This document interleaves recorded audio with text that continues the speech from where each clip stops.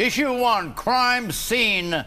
Can it be argued that the increase in violent crime demonstrates that our huge prison population does not make us safer? The proximate cause of our escalating prison population is, of course, the war on drugs, which, unlike previous offenses that are an affront to libertarianism, so-called morals crimes or victimless crimes such as prostitution, gambling, and so forth, we generally speaking didn't throw those people in jail. With the drug war, it turned out to be completely different. We throw drug users in jail, we throw drug suppliers in jail, we do it with an almost bloodlust, and you can see that looking at the crack powder disparity, which is before the Supreme Court in the Kimbrough case, the sentencing guidelines in general.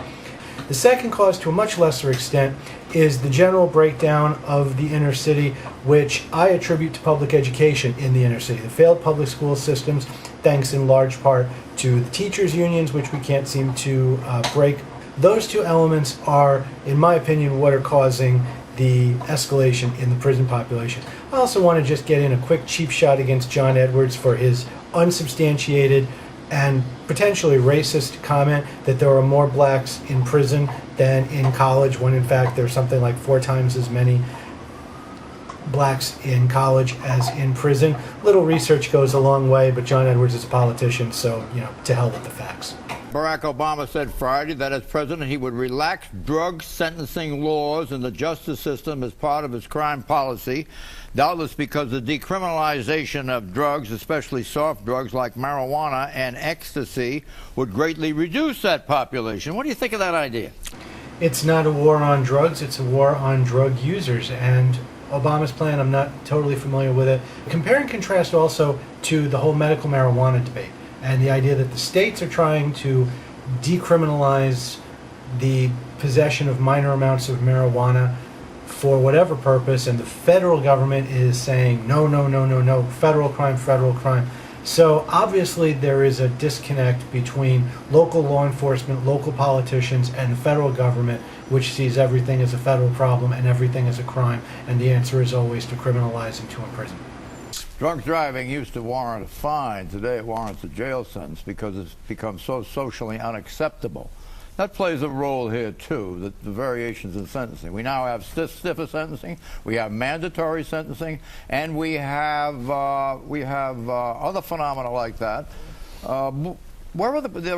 This subject is loaded with anomalies. Yes. One of my most controversial positions with respect to my fellow libertarians is on the topic of DUI.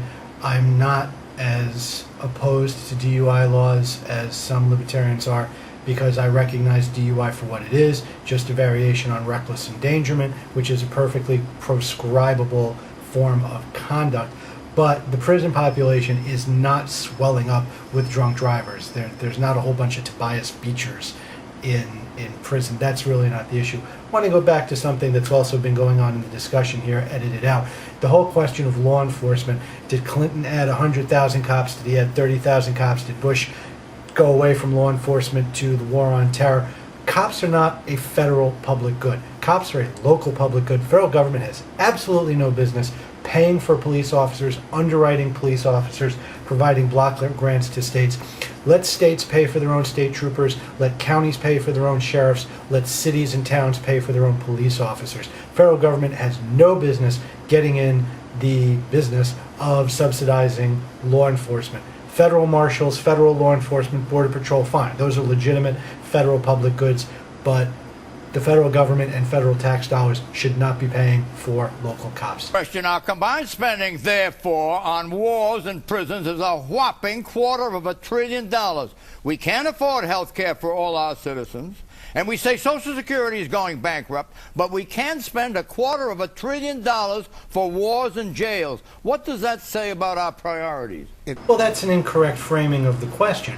A military budget is a legitimate function of government if what the military is doing is legitimate. The war in Afghanistan was a wholly legitimate military exercise, and if it, whatever the reasonable, objectively justifiable cost of the war in Afghanistan, that was appropriate because it's a legitimate function of government. The war in Iraq, not so much.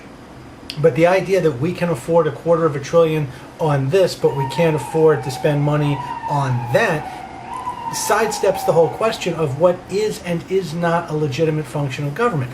And a sane military policy with a sane military budget to back it up, that's a legitimate function of government. Socialized medicine, whether it's $1 or $1 trillion, is illegitimate. It's not a proper function of government, and it's not a proper use of taxpayer money. So you have to reframe the question from square one, which is to remind ourselves what are the proper functions of government, what aren't the proper functions of government, and then and only then figure out what the proper levels of the proper functions of government are. Who's going to benefit from this politically in the presidential election?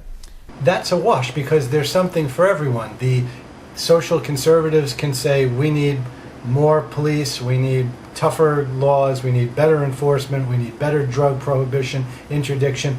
The liberals can say we need more parenting classes and more rehab and more preschool and after school programs and job training and make work jobs and so forth. So every politician can say something to his target audience. Exit question, should we decriminalize soft drugs? Yes or no? Yes. In fact, just today I was listening to the latest podcast from NPR's weekly show Justice Talking, which was all about marijuana laws and about decriminalization versus legalization and all of these issues. Is it a gateway drug? What are the costs? What about hemp and so forth? And it was very informative, and I don't see how you could listen to that podcast and the back and forth and not figure out that decriminalization of so-called soft drugs, especially marijuana, is the way to go. Check out that podcast, NPR's Justice Talking. Issue 2, exit Iraq now. Question, Richardson is saying Iraqis must not focus on Americans. They must not target them as they're currently doing. They must engage each other in Iraq and reconcile. Americans in Iraq interfere with reconciliation and interfere with a consequent political infrastructure. Americans become the target. Do you understand the argument, and do you agree with it all? Well, that was a lot. I understand the argument, and I disagree with it wholeheartedly. I don't see any evidence that reconciliation is a goal of the Iraqi people. We see time and time again, it is Muslims blowing up Muslims. The Americans just happen to be in the way. Where are the discussions about the oil revenue? As far as Richardson's plan, there are logistical realities involved here. You have to not only bring the troops home, it's not just a question of sticking them on a plane. You have to get the equipment. You have something like 100,000 private contractors in Iraq who are Americans. There are logistical difficulties that even if we started today, it wouldn't take a year. Predictions. The House today passed the Ethiopia Democracy and Accountability Act, another one of our, quote, trusted allies in the war on terror. The bill will not get out of the Senate. It will not be sent to the president, who certainly would have vetoed it anyway. Bye-bye.